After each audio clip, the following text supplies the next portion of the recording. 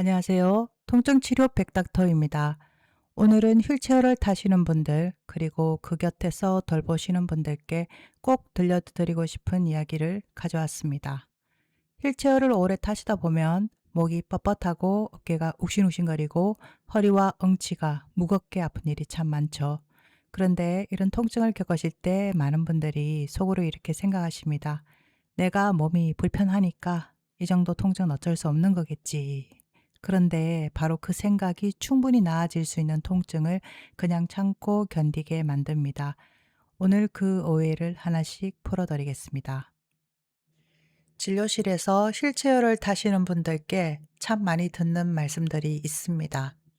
휠체어를 손으로 밀 때마다 어깨가 쑤신다는 분, 목이 늘 굳어 있고 머리까지 아프다는 분, 오래 앉아 계시면 허리와 응치가 끊어질 듯 하다는 분, 그리고 조금 더 진행되면 온몸의 피부가 따갑고 화끈거린다고 하시는 분들도 계십니다. 특히 이 마지막 증상, 온몸이 따갑고 예민해지는 경우에는 자율신경 실조증이라는 진단을 받고 오시는 분들이 계시는데요. 그런데 이 모든 증상이 사실 하나의 출발점에서 시작된다는 것을 오늘 보여드리려고 합니다. 자, 그러면 그 출발점이 어디인지 보겠습니다. 휠체어에 오래 앉아 계시면 자세가 점점 한쪽으로 기울거나 목을 앞으로 내미는 모양으로 굳어지죠.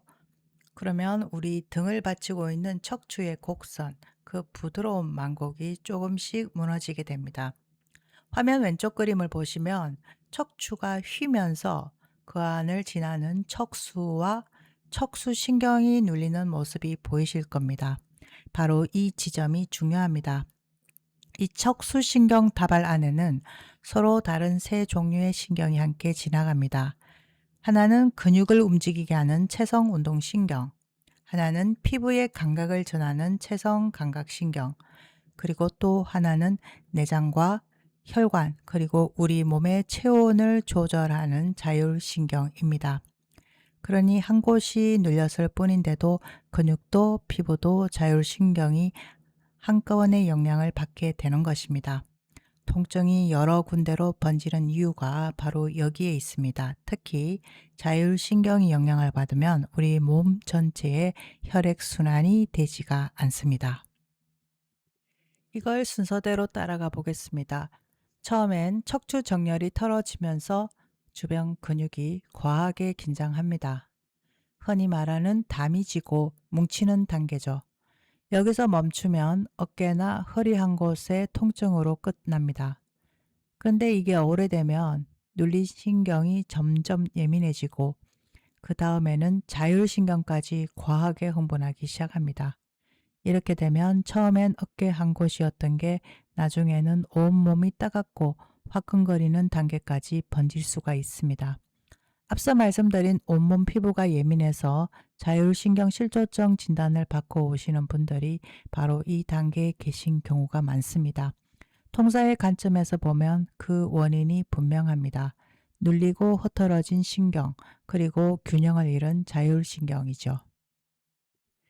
여기서 오늘 꼭 기억해 주셨으면 하는 한 가지를 말씀드리겠습니다. 이 통증은 장애 때문에 생긴 게 아닙니다. 몸이 불편한 것과는 별개로 누구에게나 잘못된 자세로 인해서 생길 수 있는 근육과 신경의 문제가 그 위에 더해진 것뿐입니다. 그리고 더해진 그 통증은 일반인이 치료받는 것과 똑같이 치료가 됩니다.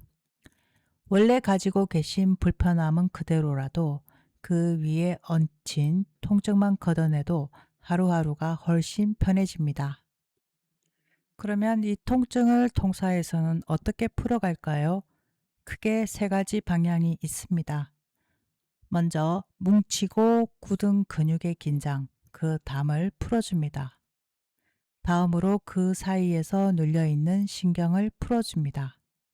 그리고 마지막, 오늘 가장 핵심이 되는 치료입니다. 화면 세 번째에 있는 스냅피입니다. 과하게 흥분해 있는 자율신경, 특히 교감신경을 다시 가라앉혀서 좁아져 있던 혈관이 열리고 온몸 구석구석 혈액순환이 살아나도록 도와주는 치료입니다. 온몸이 따갑고 예민하시는 분들, 자율신경 실조증으로 고생하시는 분들이 이 스냅피로 한결 편안해지시는 경우가 많습니다. 흐트러진 자율신경의 균형을 되찾아 드리는 것입니다. 기존에는 이런 통증을 어떻게 봤을까요? 대개는 장애 탓 혹은 나이 탓으로 설명하고 진통제나 근위안제를 처방하고 표층 근육 위주로 물리치료를 합니다. 그러면 잠시 가라앉았다가 원인이 남아있으니 다시 올라오기를 반복합니다. 통사에서의 접근은 다릅니다. 먼저 척추 정렬과 눌린 신경을 함께 살핍니다. 그리고 근육과 신경의 원인을 같이 풀어주고 흐트러진 자율신경의 균형까지 회복시킵니다.